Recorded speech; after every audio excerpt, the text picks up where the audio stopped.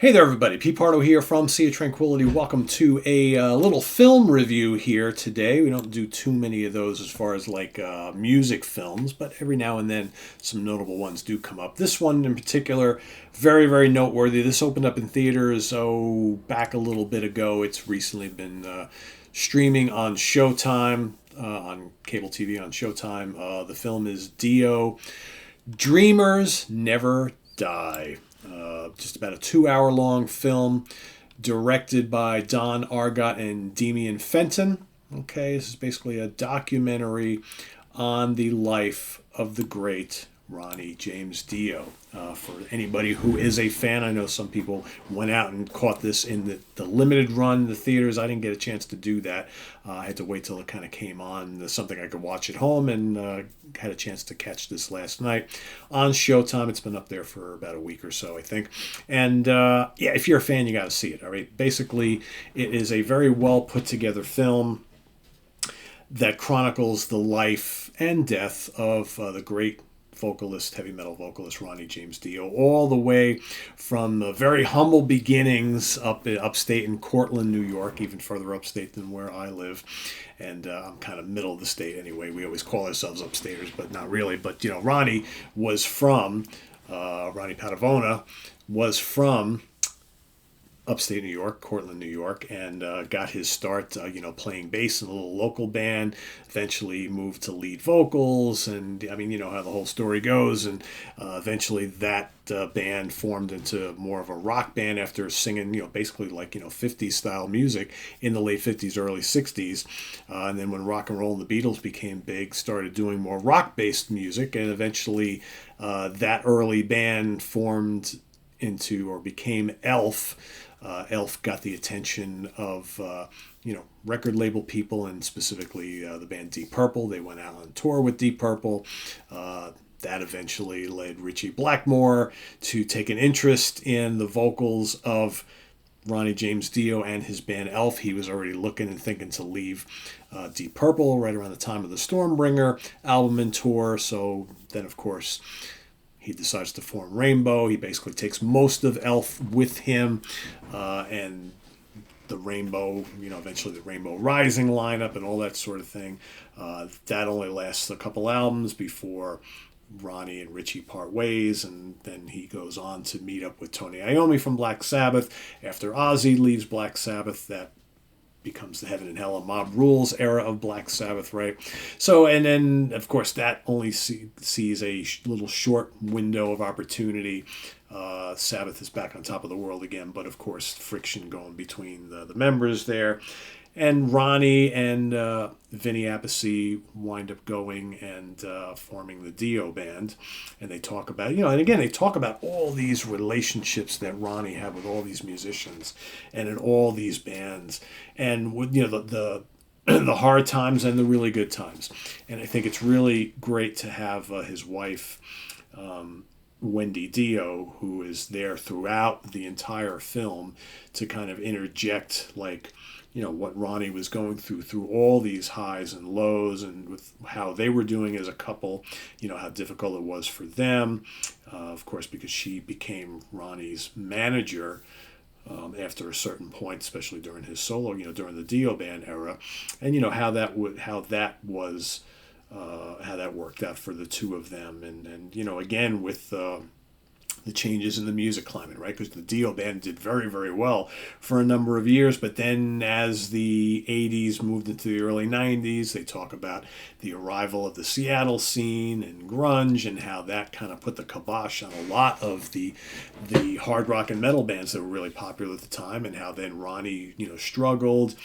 The less people would come out to see the solo band. Not as many people would buy the albums. They started playing clubs, going from arenas to clubs, and a lot of the lineup changes with the Dio band. The eventual reunion with the Black Sabbath guys again, a couple of occasions, and then the last third of the film, last quarter of the film, talks a lot about how great it was for Ronnie and Tony and Geezer and Vinny to kind of get back together, as Heaven and Hell now, not calling themselves Black Sabbath, and making new music and touring, and how it felt so great. And they had all these plans, and then, Ronnie, of course, got sick with stomach cancer and left us not long after that. But it's really, it was really sad to kind of hear everybody talk about how Ronnie was struggling with pains in his stomach during that whole second Heaven and Hell tour on a nightly basis, and just like refused to go to the doctor, thinking, it'll pass, and it didn't. Right? It only, he had no idea he was as sick as he was, and went through treatment. They show scenes of him, in the hospitals getting, the chemo treatment or whatever kind of treatment he was getting, and then they thought that, he was doing very, very well, and then, it came back with a vengeance, and then he was gone fairly quickly. So and there's certain scenes where, in interview segments, where they are talking to people that were close to Ronnie, and you hear all the nice things. Like Eddie Trunk is featured in parts of the film, and Eddie and Ronnie apparently were fairly close. And you can still see that the loss of Ronnie James Dio all these years later still affects Eddie greatly. Certain producers that he worked with who, talk so highly of him, and bandmates and whatnot. And it's a pretty moving film. But I got very emotional numerous times during it. But the cool thing is, as much as parts of it are sad, because I think we still all of us fans, we still feel the pain. It was also a great film to watch, to kind of celebrate the man and the music.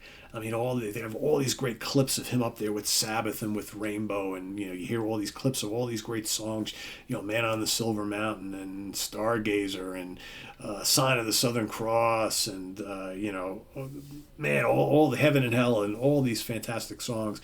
Last in Line and Holy Diver and Rainbow in the Dark, and hearing all these, seeing and hearing all these interview clips with Ronnie talking about a lot of these great songs and the legacy of them and all that sort of thing. It's what else is there? You got Rudy Sarzo. They talked to Rudy Sarzo in, of course, Vinny's in it quite a bit. They talk to Craig Goldie and Tony Iommi and Bill Ward and Geezer Butler. None of the Rainbow guys, though, which is kind of strange. But, again, he has... not surprising that Richie Blackmore was not interviewed. Cozy's no longer with us, of course. Jimmy Bain is no longer with us. But just a really, really cool documentary. And despite its almost 2-hour runtime, it goes by really, really quickly. And I was fascinated. Again, I had read the recent book, so a lot of it seemed like this film kind of was made on the heels of the book. So a lot of the things that were talked about in the book are in the documentary as well. So, for me, not a lot of surprises, I don't think, but it was really good to see. It's great to, to see the camera crews going to Cortland, New York, to see the old neighborhoods and things like that. And it was really cool to see some of the old footage and hear some of the recordings of Ronnie, pre-Elf, from the early 60s, doing totally different type of material. To hear that early Ronnie James Dio voice, I think was really, really interesting. And, through it all, you can tell what a perfectionist he was, and how driven he was, and how doing what he did was completely his passion, and how dedicated to the fans he was. That was, I think, really, really cool. And I think one of my big regrets in doing what I do in my, history as a music journalist, and now, blogger, vlogger, whatever you want to call it, and talk show host and things like that. I've gotten to talk to a lot of famous musicians and rock stars. I've interviewed quite a number of them over the years. I never had the opportunity to meet or interview Ronnie, and I really wish I could have, because I think he's the type of guy that I really would have connected with, because I think a lot of the values that he has are very similar to mine, and I think his dedication to his audience, I think, was really a great thing. And to see so many photographs and clips of him spending time with the fans after concerts and doing signings, and just remembering fans and people from tour to tour to tour who he may have only met for like 15, 20 minutes outside, the Beacon Theater or Madison Square Garden or whatever. And then the following year runs into those people again, and he remembers things about their conversations. And most people are like blown away because like he's probably talked to hundreds of people since I met him. How does he remember that stuff, right? But that was Ronnie. He was tuned into that. He really cared very deeply for his fan base.